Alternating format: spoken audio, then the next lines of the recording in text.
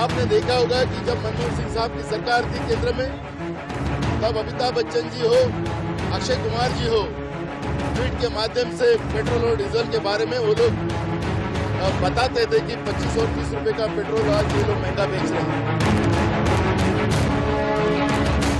अब अगर वो नहीं बोलेंगे या न्याय के विरोध में नहीं बोलेंगे तो हम महाराष्ट्र में अमिताभ बच्चन का शूटिंग, अक्षय कुमार की शूटिंग या उनके पिक्चर भी रिलीज नहीं होने देंगे।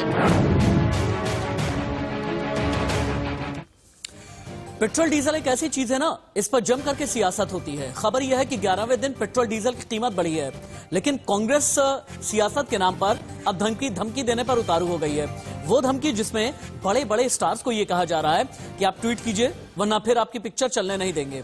आपको ट्वीट करना होगा, सोशल मीडिया पर आइए, नहीं तो फिर आपकी फिल्मों की शूटिंग नहीं होने देंगे। ऐसा किया जा रहा है महाराष्ट्र में। महाराष्ट्र में सरकार किसकी है याद कीजिए, शिवसेना की, एनसीपी की और कांग्रेस की। कांग्रेस के प्रदेश अध्यक्ष हैं, उन्होंने धमकी दे दी है।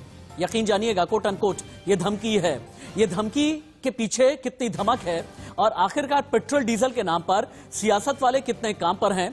हमारा मानना यह है कि पेट्रोल डीजल की अगर कीमत बढ़ी है, विपक्षियों को सवाल उठाने चाहिए, सवाल जायज होने चाहिए, सवाल सार्थक होने चाहिए, सवाल के नाम पर धमकी नहीं होनी चाहिए, सवाल के नाम पर सियासत नहीं होनी चाहिए। सवाल जब भी करें तो फिर उसके मायने ये होने चाहिए कि आम आदमी की जेब से आपका कितना सरोकार है। लेकिन अगर आपका सरोकार महज सियासत से हो जाए और मुलम्मा चढ़ा करके आप ये कहने लगे, अमिताभ बच्चन जी ट्वीट क्यों नहीं किया, पेट्रोल की कीमत बढ़ गई, अक्षय कुमार आपने आखिरकार ट्वीट क्यों नहीं किया, डीजल की कीमत आसमान पर है, तो सवाल पैदा होता है। नमस्ते, मैं राशिद। पेट्रोल डीजल पर ललकार है।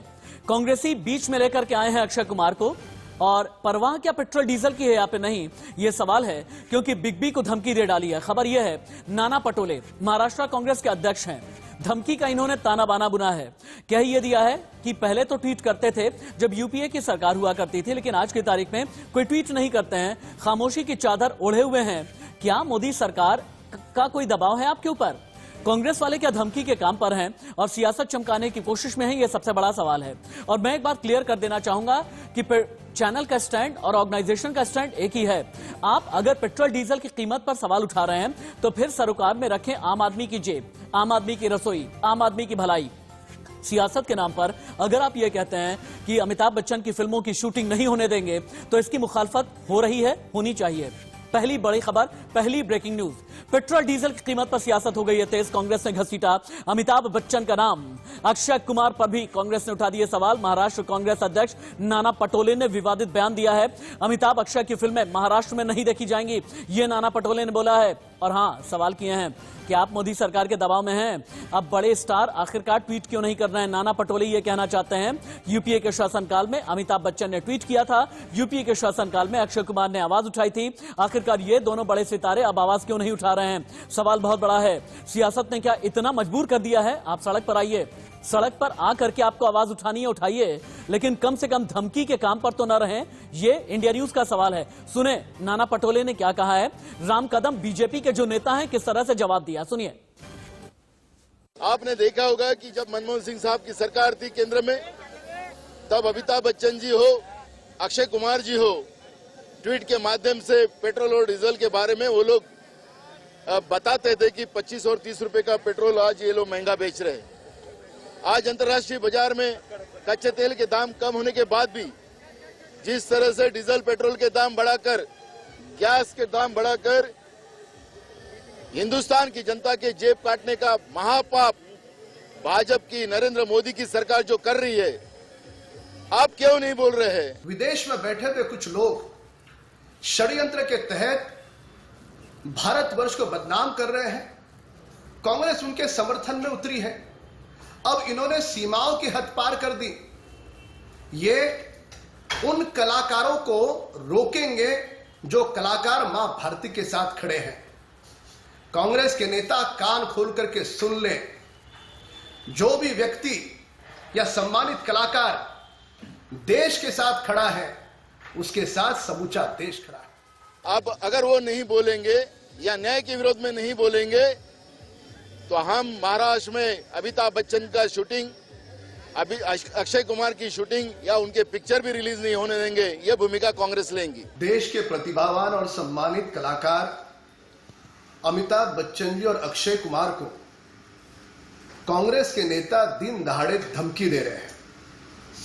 कह रहे हैं उनकी फिल्म का शूटिंग होने नहीं देंगे, उनकी फिल्म को प्रदर्शित होने से कांग्रेस वाले रोकेंगे।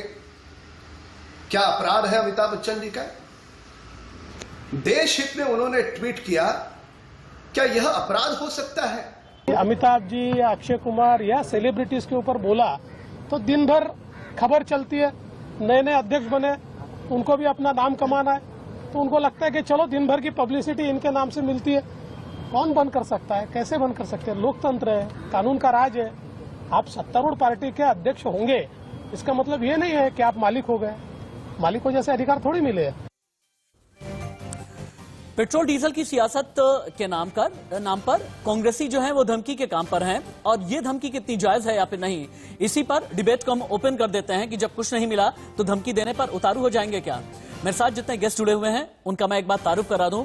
राम कदम जी हैं, भारतीय जनता पार्टी के बहुत तेज तर्रार नेता हैं। आप बहुत ही अग्रेसिव तरीके से अपनी बातें रखते हैं, और राम कदम जी ने ही सबसे पहले नाना पटोले को लेकर के सवाल उठाया है।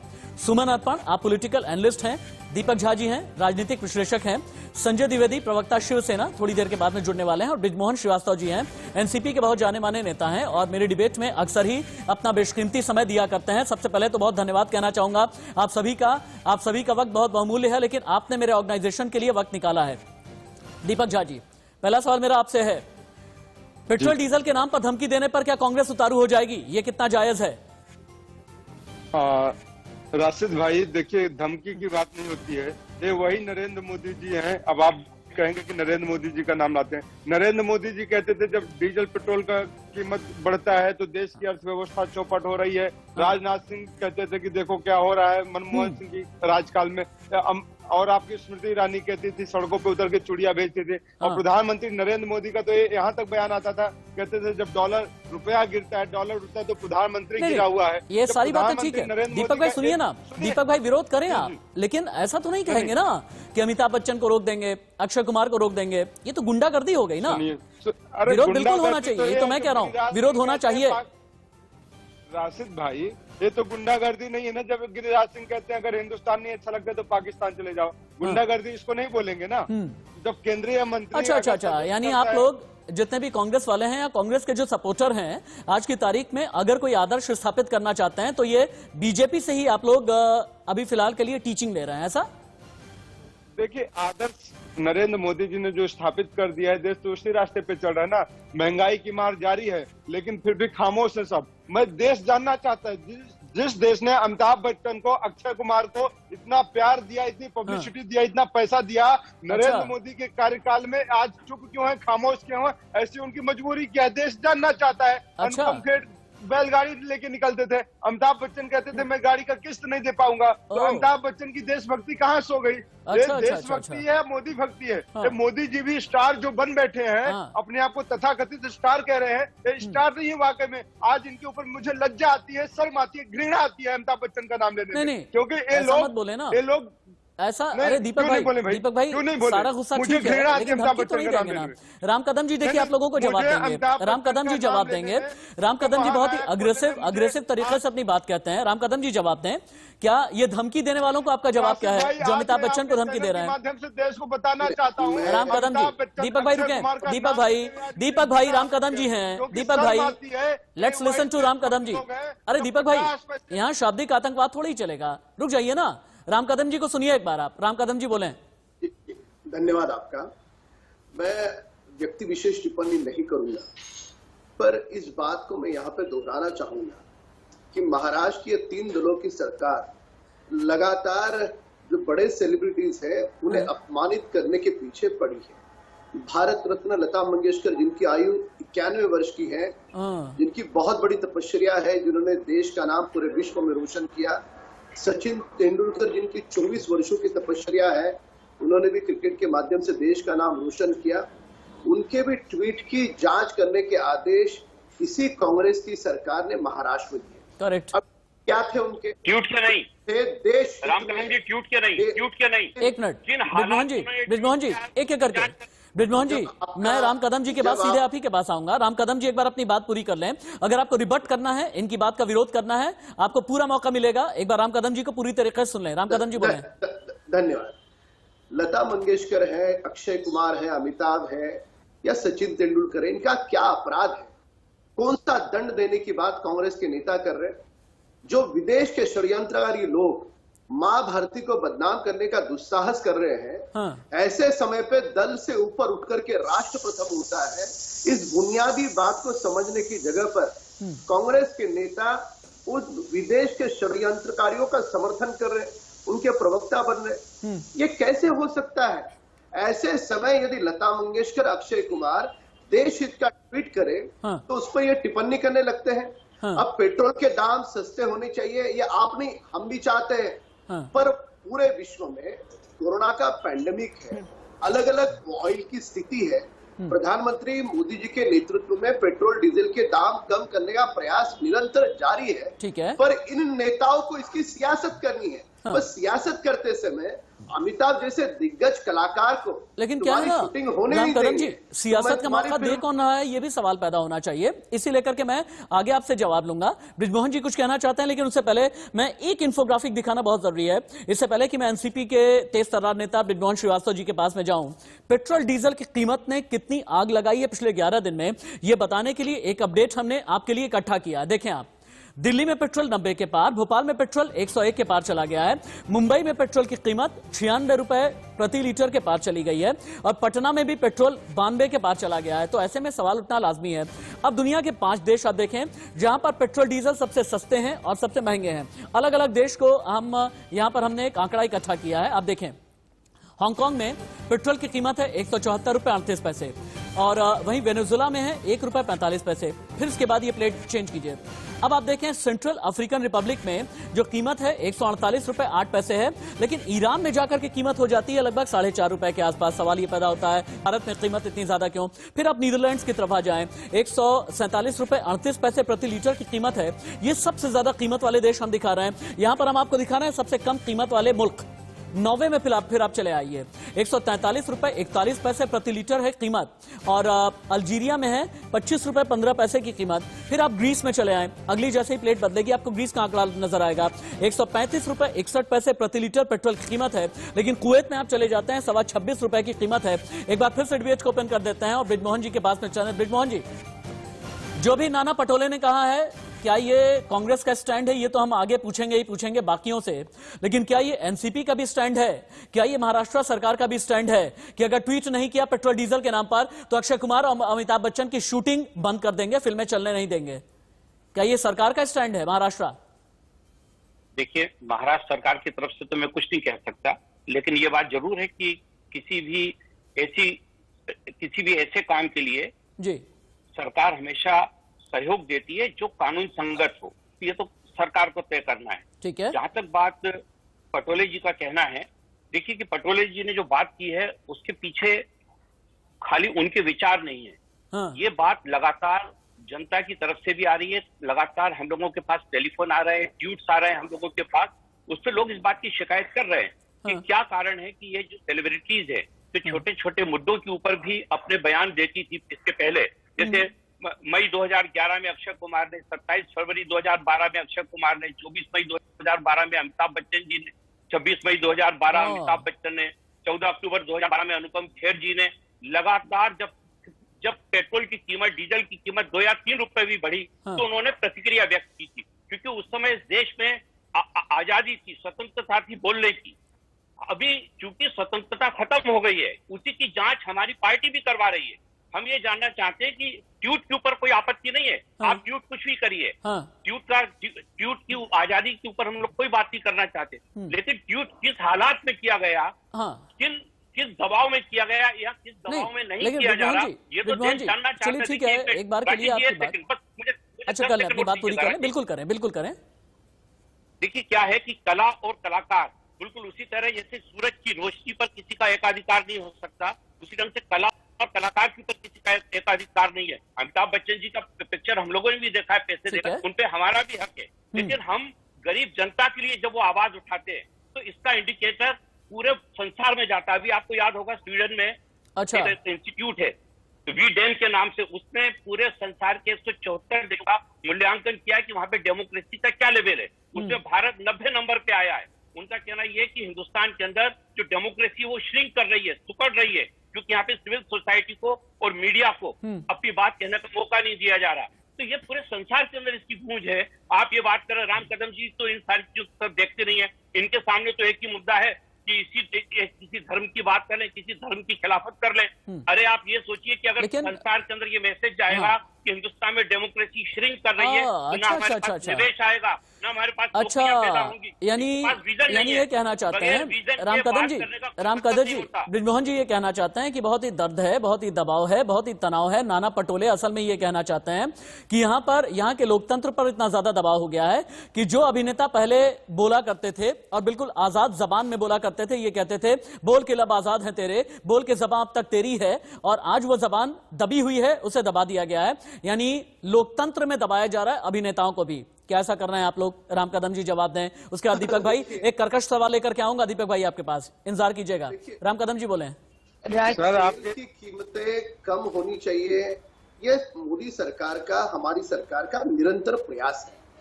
उस पर चर्चा हो सकती है। हाँ। पर कांग्रेस नेताओं का यह कहना कि आप ये नहीं करोगे तो आपकी फिल्म की शूटिंग होने नहीं देंगे, आपके फिल्म को प्रदर्शित होने नहीं देंगे, हाँ। ये तो हिटलरशाही हो गई, ये तो तानाशाही हो गई। इसका समर्थन कैसे हो सकता है? ब्रिजमोहन जी एक अच्छे वक्ता है, पर वे भी इस बात का समर्थन नहीं कर सकते। यह निंदनीय बात है।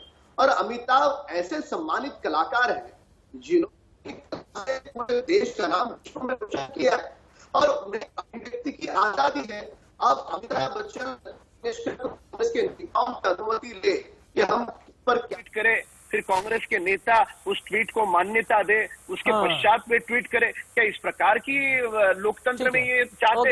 ऐसे नहीं हो सकता। मैं इससे पहले कि एडवोकेट सुमन अर्पण के राम कदम जी दोबारा आते हैं आपके पास, इससे पहले कि मैं एडवोकेट सुमन अर्पण के पास में जाऊं, दीपक झा के पास मेरा एक सवाल होगा। दीपक झा जी, चलिए आज की तारीख में मैं ये भी मान लेता हूं कि अमिताभ बच्चन एक नहीं बल्कि 10 ट्वीट कर देते हैं और अक्षय कुमार भी कई ट्वीट कर देते हैं। क्या इससे मेरा पेट्रोल और डीजल सस्ता हो जाएगा?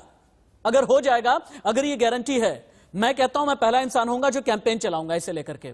बता दीजिए, क्या पेट्रोल डीजल सस्ता हो जाएगा अमिताभ और अक्षय कुमार के ट्वीट से?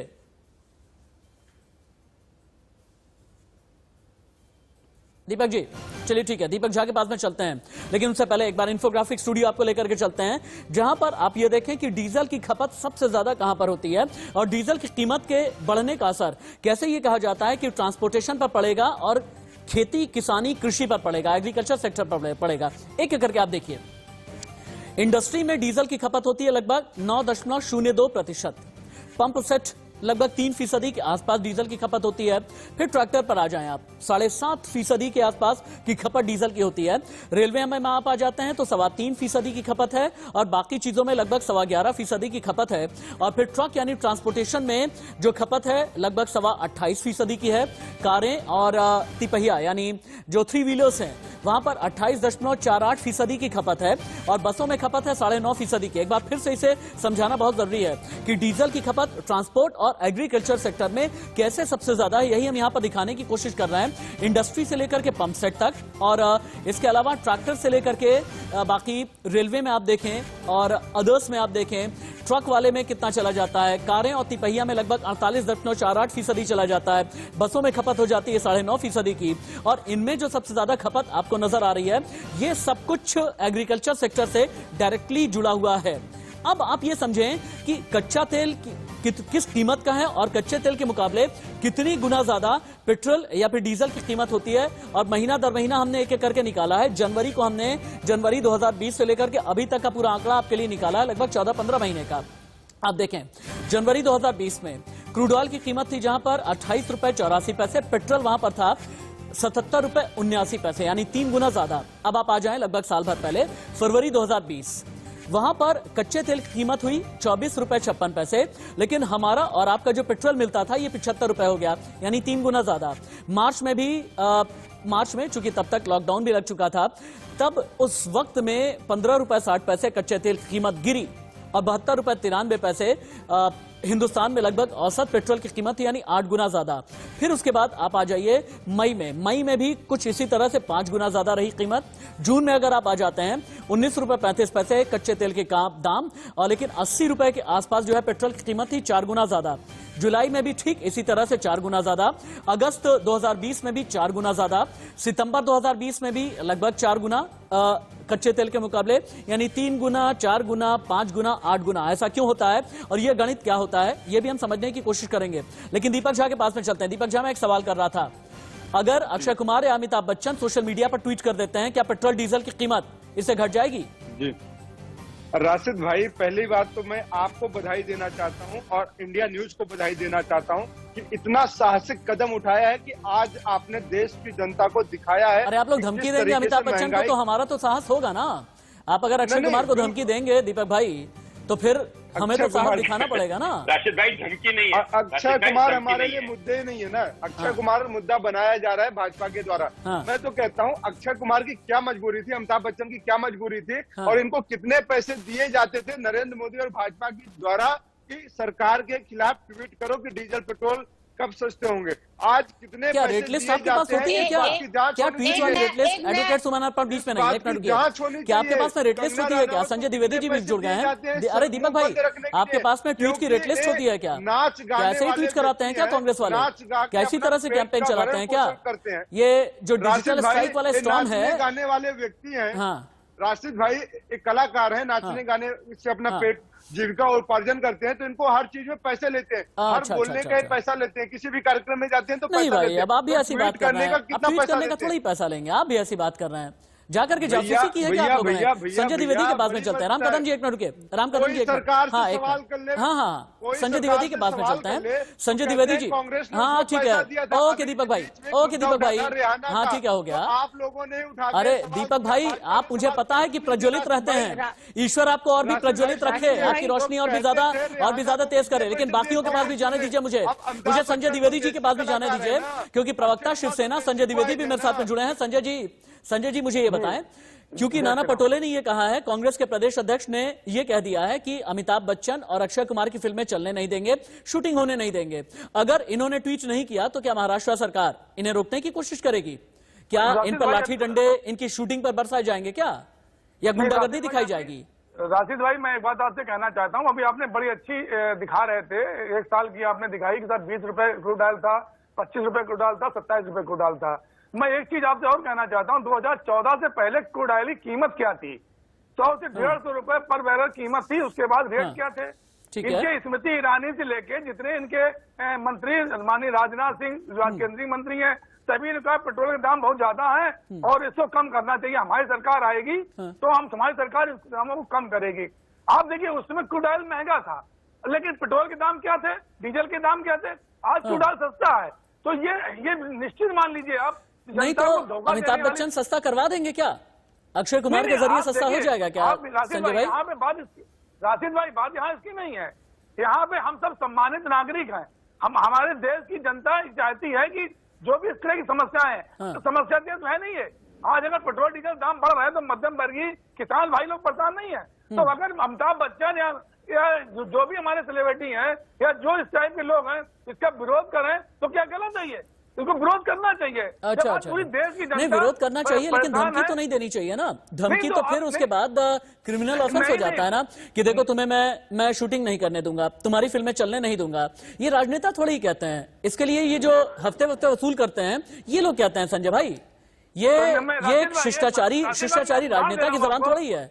राशिद भाई, माननीय बाला साहब ठाकरे ने पाकिस्तान क्रिकेट टीम को खेलने के लिए बैन लगाया था, एकदम ठीक किया था, दी गई थी, एकदम ठीक किया था।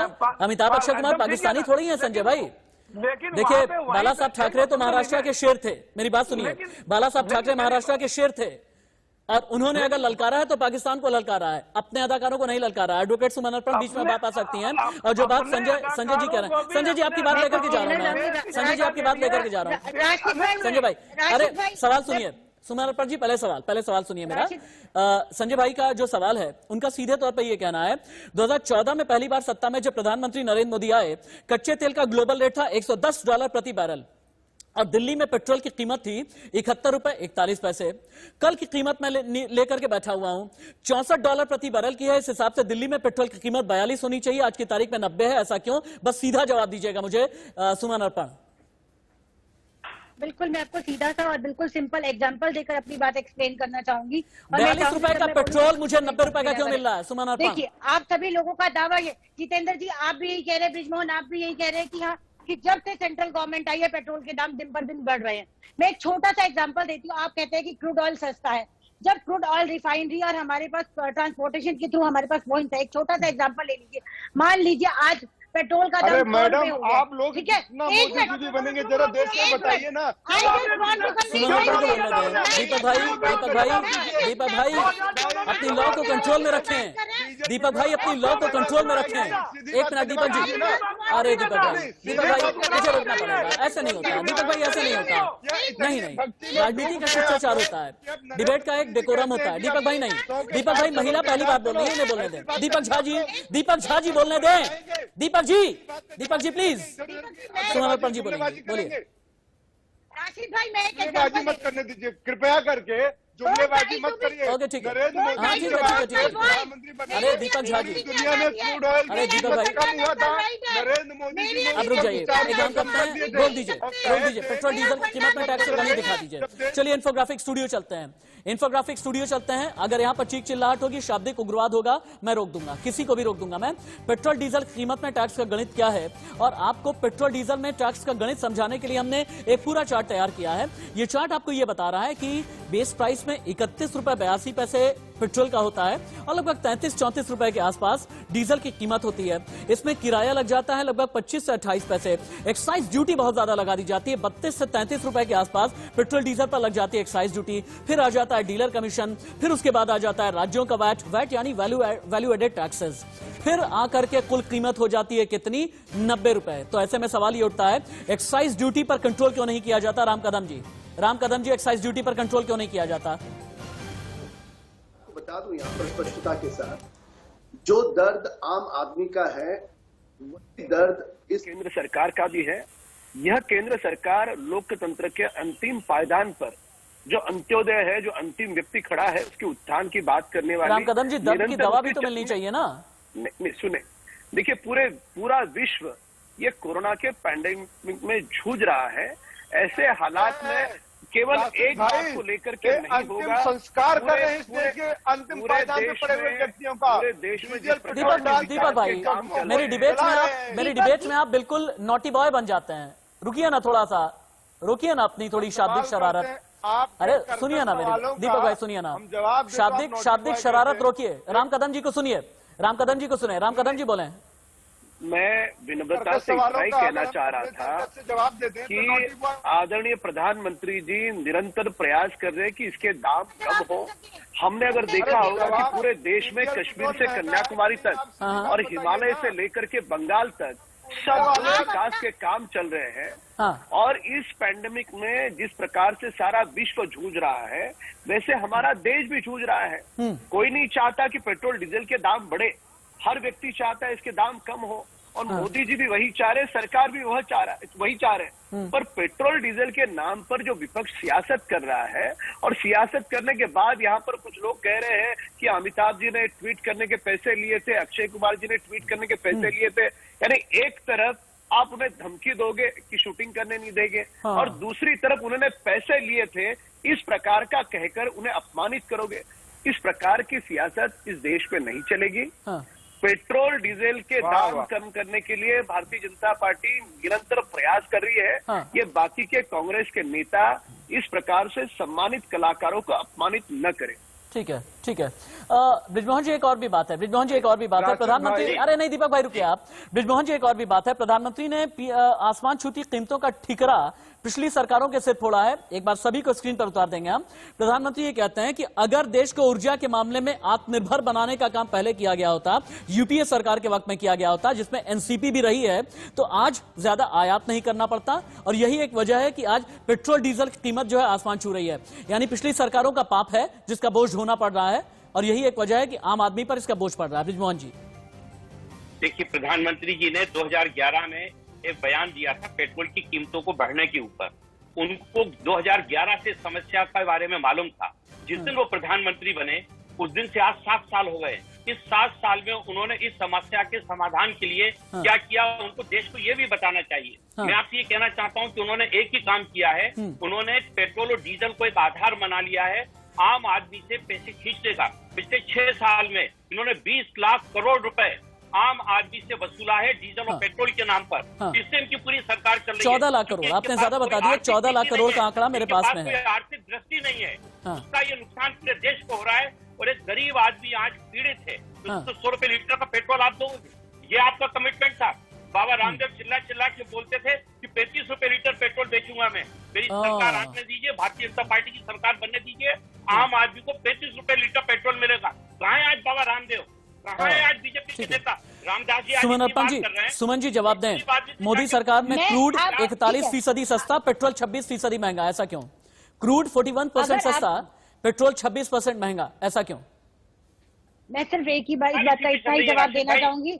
ब्रजमोहन जी मेरी बात सुन लीजिए। अगर आपको लगता है कि सेंट्रल गवर्नमेंट गलत है और यूपीए सरकार सही थी, तो आप जो स्टेट गवर्नमेंट का हिस्सा, आप अपना हिस्सा क्यों नहीं छोड़ देते? आप अपनी आइडियोलॉजी की बातें करते तो आप अपने आइडल्स पे क्यों नहीं चलते? जो 25 रुपए आपके हिस्से में आ रहा है वो आप क्यों नहीं छोड़ देते? क्यों छोड़ देते भैया? क्यों छोड़ देते? क्या बात कर रहे हैं? राज्य नहीं चलाने का सुमन जी, ये कौन सा लॉजिक होता है? अरे सुमन जी, कौन सा बेतुका लॉजिक दे रही है? सुमन जी ऐसे थोड़ी होता है। अरे राज्य की अपनी इकॉनमी होती है, कोई वैट छोड़ थोड़ी। क्या सुमन जी, ऐसे थोड़ी होता है, ऐसे थोड़ी होता है सुमन जी। सरकार आपके फंड, एक मिनट राशिद भाई मेरी बात ऐसे सुनिए। बेतुके केंद्र सरकार लॉजिक देने वालों को आप बोलने देंगे, हम उसको बोलने नहीं देंगे। दीपक भाई थोड़ा सा कंट्रोल, मेरी बात को पूरा होने दीजिए, कंट्रोल कीजिए आप अपनी बात को। I just want to finish my sentence. जब केंद्र सरकार आपके पेट्रोल को बढ़ाकर, आपकी एक बात बताइए, गेहूं चावल सबका दाम कम करती है, जनता के पेट का ख्याल रखती है, अगर आपको इतनी आइडियोलॉजी स्थापित करनी है तो आप अरे मैम गेहूं चावल कहाँ सस्ता है मैम? आप भी क्या बात कर रही हैं? गेहूं चावल कहाँ सस्ता है? क्यों नहीं सस्ता? क्यों नहीं? आप एक बात, इस देश, आप मेरी एक बात सुनिए राशिद भाई, मेरी बात को I just want to complete. इस देश के अंदर गरीबी रेखा क्या है मुझे आप बताइए ना। आप आम चावल क्या रेट है बता दीजिए, आज आप चावल क्या रेट है बता दीजिए। चावल क्या रेट मिल रहा है आप बता दीजिए ना। गेहूं का क्या रेट है बता दीजिए आप। 20 रुपए से 100 रुपए जो राशन की दुकानों पे आपको राशन मिलता है, ये पेट्रोल डीजल की जो बात है ये थाली पर आ गई है, ये चावल गेहूं पर आ गई है। आगे बढ़ें उससे पहले हेडलाइंस लेते हैं, लेकिन याद रखिएगा हम आपको थोड़ा सा लगभग 9-10 साल पीछे भी लेकर के चलेंगे और पूरी हमने रिसर्च की है और बहुत ही इंटरेस्टिंग कुछ फैक्ट और भी आपके सामने लेकर के आने वाले हैं। पेट्रोल डीजल पर हम कईयों को आईना दिखाएंगे, हम सत्ता पक्ष को भी आईना दिखाएंगे, हम विपक्ष को भी दिखाएंगे, लेकिन उससे पहले हेडलाइंस। इससे पहले कि पैनलिस्ट के पास में चलूं, एक बहुत बड़ी खबर आ रही है। 11वें दिन भी बढ़ी है पेट्रोल डीजल की कीमत। ये सब की ब्रेकिंग न्यूज है। पेट्रोल में 31 पैसे, डीजल में 33 पैसे की बढ़त। इस साल में 6 रुपए 38 पैसे तक महंगा हो गया है तेल। दिल्ली में 10 दिन में पेट्रोल 3.25 रुपए महंगा हो गया। दिल्ली में पेट्रोल 90 के पार है। कीमत आज की तारीख में दिल्ली में है 90 रुपए 19 पैसे, यानी दिल्ली में भी पेट्रोल कीमत अब 100 की तरफ जा रही है। इस तरह का आंकड़ा बताता है, लेकिन न तो सरकार टैक्स में कमी कर रही है और जो पेट्रोलियम कंपनी है उनका यह कहना है हमारे भी हाथ तंग हैं, हम भी कमी नहीं करेंगे।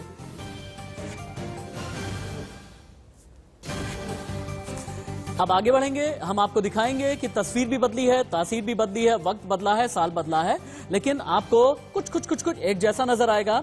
एक तस्वीर आपको 2012 की नजर आ रही है और एक तस्वीर मेरे साइड में ही आपको नजर आ रही है 2021 की।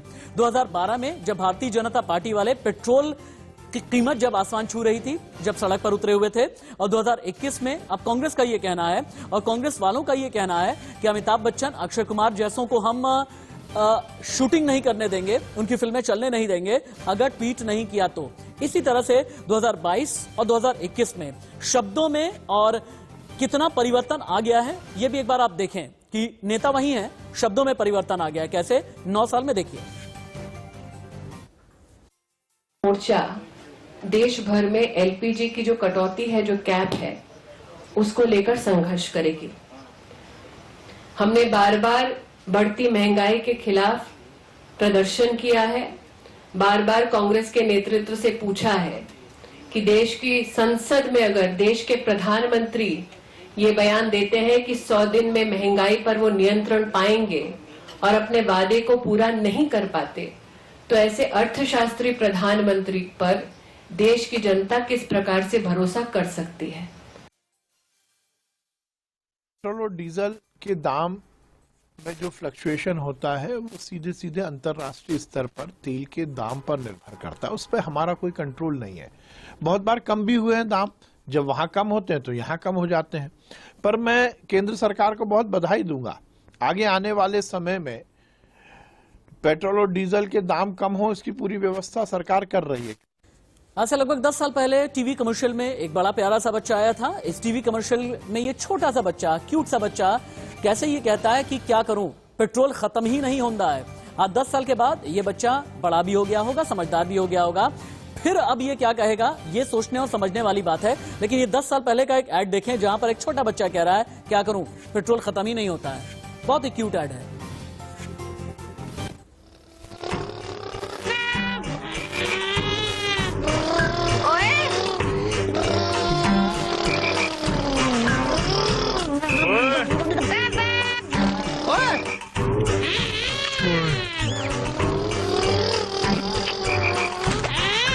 छोटे बस कर यार, पापा की करा पेट्रोल खत्म ही नहीं होता। राम कदम जी, ये बहुत छोटा सा बच्चा है, लगभग 6-7 साल का बच्चा। 10 साल पहले एक टीवी कमर्शियल ऐड आया था, उसमें उसने ये कहा था कि क्या करूं, पेट्रोल खत्म ही नहीं होता है। अब ये बच्चा बड़ा हो गया होगा, इसके लिए कोई संदेश देना चाहेंगे आप? नहीं, बिल्कुल आम लोगों के मन की बात वह बालक कह रहा है। हाँ। मैं यहाँ पर स्पष्टता के साथ एक बात बता दूं, ये सारा विषय निकला है महाराष्ट्र के कांग्रेस के प्रदेश अध्यक्ष ने जो विवादित बयान दिया उसको लेकर के। अब महाराष्ट्र में सरकार कांग्रेस की है, 13 रुपए महाराष्ट्र की सरकार पेट्रोल और डीजल पे टैक्स लगाती है। हाँ। और जो ओवरऑल जो टैक्स है उसका 42% केंद्र से महाराष्ट्र सरकार को मिलता है। अब हम सवाल पूछना चाहते हैं, केंद्र सरकार निरंतर प्रयास कर रही है, मैं पहले ही कह चुका हूं, पर महाराष्ट्र सरकार पेट्रोल डीजल पर क्या कंसेशन देगी, क्या लोगों को राहत देगी, इस पर कांग्रेस के नेता बात नहीं करते। खुद एक पैसे की राहत नहीं देंगे, बार बार केंद्र की ओर उंगली दिखाएंगे, तो ये तो बिल्कुल कतई लोग इस बात को स्वीकार नहीं करेंगे। यानी आप जो 13 रुपए टैक्स लगा रहे हो, 42% केंद्र से ले रहे हो। हाँ। ऐसा कुल मिलकर के जो सुमन जो कह रही थी वो बिल्कुल बुनियादी बात है। अच्छा। यहाँ पर कांग्रेस के नेता अमिताभ को, अक्षय कुमार को धमकी देने की बजाय वे बताएं कि उनकी सरकार पेट्रोल डीजल में कितने टैक्स कम करेगी। ठीक है, संजय जी बताएं, वैट कितना कम करेंगे महाराष्ट्र में? संजय जी, मैं राम कदम जी की बात से जवाब दे देता हूँ। स्मृति ईरानी से लेके इनके 2014 से पहले चूड़ियां भेज रहे थे, तो क्या पूरा देश माननीय गृह मंत्री और माननीय प्रधानमंत्री जी को चूड़ियां भेजे? जब इनको इतनी अकल है कि स्टेट गवर्नमेंट कम कर दे, तो इन्होंने 2014 से पहले माननीय मनमोहन सिंह को चूड़ियां क्यों भेजी थी? वो केंद्र का विरोध क्यों किया था? तेल कम करने की उन्होंने बात क्यों की थी? और जब आज इनकी सरकार बन गई है तो इनका आईना पलट गया है। तो ये आईना जो पलटा है देश इनको पलट देगा। केंद्र सरकार निरंतर प्रयास कर रही है, क्या प्रयास कर रही है? ये 7 साल में कितना प्रयास कर लिया आपने? कम किया क्या प्रयास कर लिया आपने? 7 साल में आपने क्या प्रयास कर लिया? आज हर चीज महंगाई बढ़ी हुई है, आज हर चीज महंगाई बढ़ी हुई है, बेरोजगारी बढ़ी हुई है। आप देश बेच रहे हैं, आप देश बेच रहे हैं, आप देश कैसे बेच रहे हैं? आप देश कैसे बेच रहे हैं? पूरा देश बेच दे रहे हैं आप। सवाल के आप देश को गुलाम बनाने की एक मिनट रुक जाइए। एडवोकेट सुमन अर्पण से एक सवाल करना बहुत जरूरी है। एडवोकेट सुमन अर्पण, मुझे एक सवाल का जवाब दें। एडवोकेट सुमन अर्पण, मैं पड़ोसी मुल्कों में पेट्रोल और डीजल की कीमत आपके सामने रख रहा हूं, ऐसा हिंदुस्तान में क्यों नहीं, आप मुझे बताएंगी। श्रीलंका में पेट्रोल की कीमत है 60 रुपए 29 पैसे, डीजल है 38 रुपए 91 पैसे। नेपाल में है 69 रुपए पेट्रोल की कीमत और डीजल की कीमत है 58 रुपए 32 पैसे। बांग्लादेश में 76 रुपए 43 पैसे का पेट्रोल है और डीजल है 55 रुपए 78 पैसे। भारत की मजबूरी क्या है? भारत की मजबूरी ये है कि भारत की बड़ी, ये लीजिए, देखिए यहाँ से एक आवाज आई, ब्रिजमोहन जी कह रहे हैं भारत की मजबूरी बीजेपी है। एक मिनट रुक जाइए, रुकिए, सुमन अर्पण जी बोलेंगे। सुमन जी, हाँ ठीक है, सुमन जी को बोलने दें, सुमन जी को बोलने दें। भारत की मजबूरी बीजेपी नहीं है, भारत की मजबूरी यूपीए सरकार का जो 70 साल का रायता फैलाया हुआ है ना, उस रायते को हम नहीं करें, वो मजबूरी है भाई। राजनीतिक विश्लेषक को ऐसे शब्द शोभा नहीं देते। सुमन जी, ये रायता जैसे शब्द क्या बात कर रही हैं?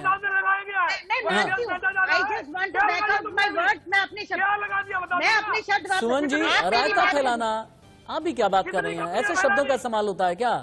रायता फैलाना। ब्रिजमोहन जी, रायता किसने फैला दिया? ब्रिजमोहन जी, रायता कितनों ने फैलाया?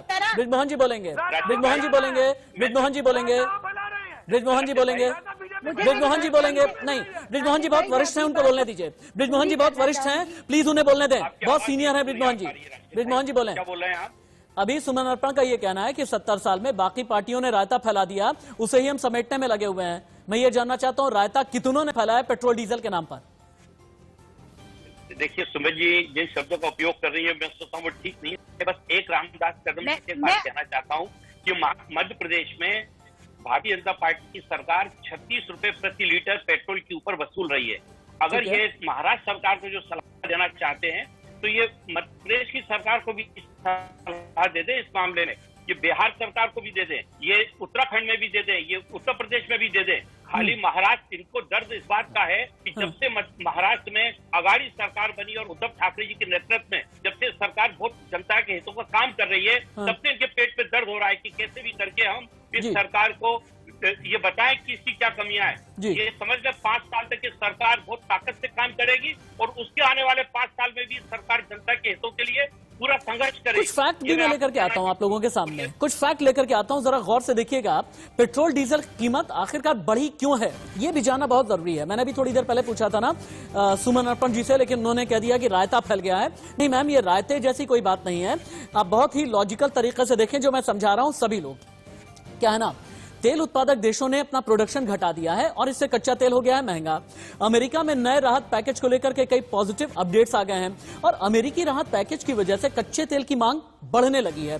तेल उत्पादक देशों के साथ ही अमेरिका ने भी प्रोडक्शन घटा दिया है और पिछले 6 महीनों में ब्रेंट क्रूड के रेट $17 प्रति बैरल बढ़ चुके हैं। 1 जनवरी को कच्चा तेल का रेट $51 प्रति बैरल था और अब $60 प्रति बैरल के पार चला गया है यही कच्चा तेल।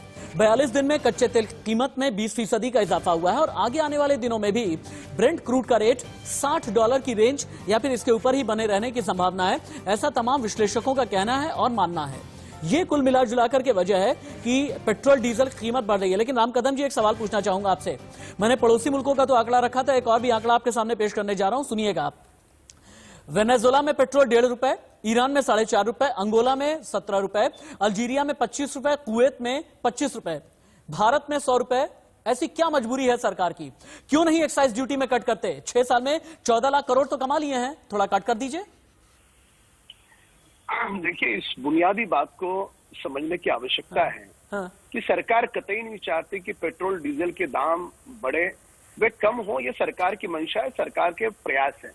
अब हमारे देश में जिस प्रकार से सब दूर कश्मीर से कन्याकुमारी तक डेवलपमेंट के काम चल रहे हैं, ठीक है, इस प्रकार के काम श्रीलंका या नेपाल में नहीं चल रहे। अब नेपाल में अब यदि जाओ तो वहां पर 100 किलोमीटर की दूरी आपको 5-5, 6-6 घंटे लगते हैं।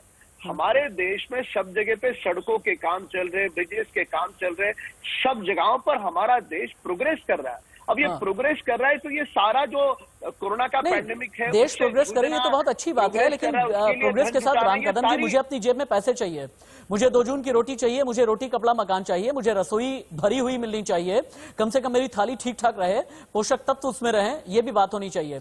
क्योंकि एक चीज है, मेरे हाथ में एक सीएजी का आंकड़ा है, ध्यान से सुनिएगा आप, तेल कंपनियों को लेकर के, और तेल कंपनियों पर चूड़ी नहीं कस पाए आप लोग, ये एक सच्चाई है। सीएजी का आंकड़ा क्या कहता है, सुनिएगा आप। सीएजी ये कहता है कि तेल कंपनियां ओवरचार्जिंग करने में लगी हैं, तेल कंपनियों की तैयारी अधूरी है, सिर्फ 80% आउटलेट ऑटोमेटिक हो पाए हैं और कीमतें बदलने में तेल कंपनियों ने मुस्तैदी नहीं दिखाई है। और यही एक वजह है कि क्या दीपक भाई, क्या तेल कंपनियों की चूड़ी कसी जानी चाहिए? देखिए, तेल कंपनियों की चूड़ी इसलिए नहीं कसी जा रही राशिद भाई, मैं आपको एक रिपोर्ट बताता हूँ।